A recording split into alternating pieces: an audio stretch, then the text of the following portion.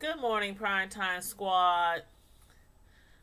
First of all, this morning, I hope you guys are all doing great. I hope everybody is having a wonderful Tuesday thus far. I would like to start off giving my condolences to the friends, family, and loved ones of Kristoff St. John.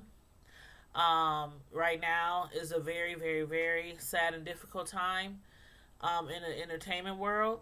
Not only in the entertainment world, but in a lot of our households. A lot of us or our parents grew up or watched him for years star on one of the top soap opera shows, Young and the Restless. Now, I've never been a huge soap opera fan, but I can vividly, and my mother is no longer here, but I can vividly recall my mother watching the soap operas like every day. Every day. And I mean, if you didn't see Kristoff with Shamar, it was like, okay, what's going on here? What's going on here? I mean, those two is like in the soap opera world, those two are like the top names that you think of when you think of the soap opera world. Kristoff starred with Shamar Moore on The Young and the Restless. Kristoff was on that show for 27 years. It's been said that he was found dead Sunday on February 3rd in his home in Los Angeles.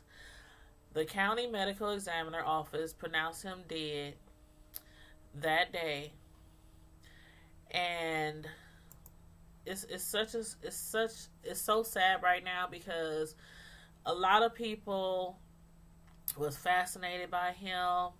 He was a great looking guy. I mean, a lot of women loved them some Kristoff. I mean, like really, again, I wasn't a big soap opera fan, but he was well loved. He was well liked. And a lot had been going on with him in the last, 4 years. His friends and family saying he was struggling with depression and struggling with, dealing with the loss of his son, who had committed suicide 4 years ago. His son, he had been battling, mental illness, drug addiction, for years. And one day they found his son, he had committed suicide at a mental health facility. And Kristoff, during that time, he was expressing, that's the worst call I could ever have or you could ever have in your life. And it's so true. It's like nobody ever expects to receive a call that their own child has committed suicide. And suicide, I believe, is not focused on enough at all. A lot of people commit suicide every day, and a lot of people be battling mental illness every day, and a lot of people think there's not enough being done, to help those people out. And then it's like we don't know yet if Kristoff also committed suicide because of the fact that he was having a hard time still, even 4 years later, dealing with, his son's death.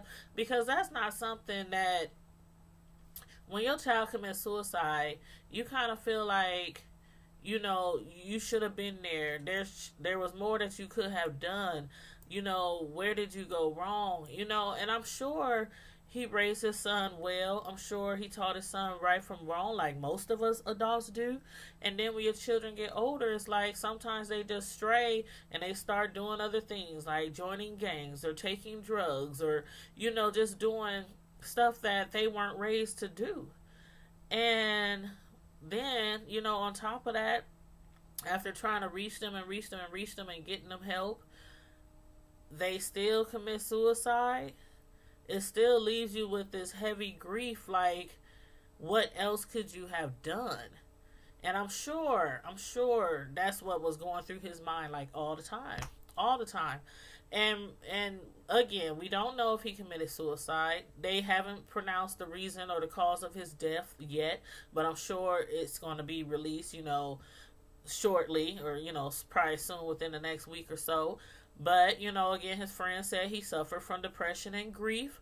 And when your child dies, that's like, you deal with that literally from the time they die till the time you as a parent die. That's just and that's like a child's death, regardless whether they commit suicide, or regardless um, if they die from an illness, or if they were killed. That's something that will never leave you. You will always grieve that, to the day as a parent you will die. And I just can't imagine. I can't imagine what he was going through. Um, Again, he was loved by many. He had a lot of friends. He had a lot of loved ones, from the entertainment world, to his own family. He was engaged. He has, two other daughters. And also, Shamar Moore. Shamar Moore and him were really, really close, because they both starred on that show, Young and the Restless. And it was like, not only were they playing brothers, well, half brothers on the show, but in real life, Shamar also looked to Kristoff, as a brother, because he was the only child. So, in the show, St. John, he played Neil Winters, and then Shamar Moore, he played his half brother Malcolm Winters.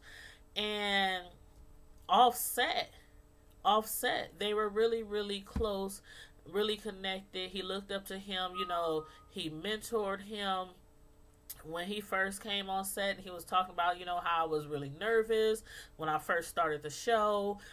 And he was like, he latched on to him, and he helped him, and he mentored him, and, he helped him become a great actor. And that was like, where Malcolm, well, not Malcolm, but where Shamar Moore, first got his start, playing Malcolm Winters. It's just a sad day. Again, my mother isn't even here anymore, but I know if she was still here among us, this would be really devastating for her, because again, that was one of her favorite soap opera shows, and he was one of her most loved celebrities, soap opera, actors. So, again, I want to give my condolences to Kristoff St. John's family, his friends, his loved ones, his daughter, those in the entertainment world who are really, really close to him. And I pray that God consoles you guys, and cover you guys, and help you get through this as best as you can, get through a death of someone you really, really, really loved and cared for. So everybody, please keep them in your prayers. Please keep his family in your prayers.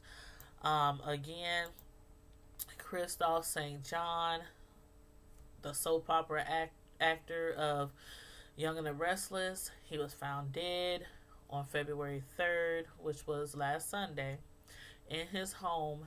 He was pronounced dead by the coroner at 4:02 p.m.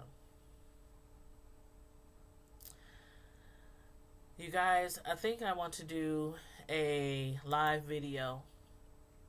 I don't know if it's going to be this evening, but sometime this week, and I'm going to have the lines open so people can call in, so we can talk about depression and suicide, and people who might have experienced this in their life, or with loved ones or friends, be able to call in and maybe give us tips, or give us advice, or words of encouragement to people who might be struggling with depression or grief, from those situations. So I will make sure you guys click the bell so you can receive the notifications. Make sure you guys also subscribe to my new channel called Tanya's Live Primetime TV Media Reviews. That's where I'm going to be doing my live videos from. Um, so you guys make sure you go over there. I'll put the link in the comment section as well.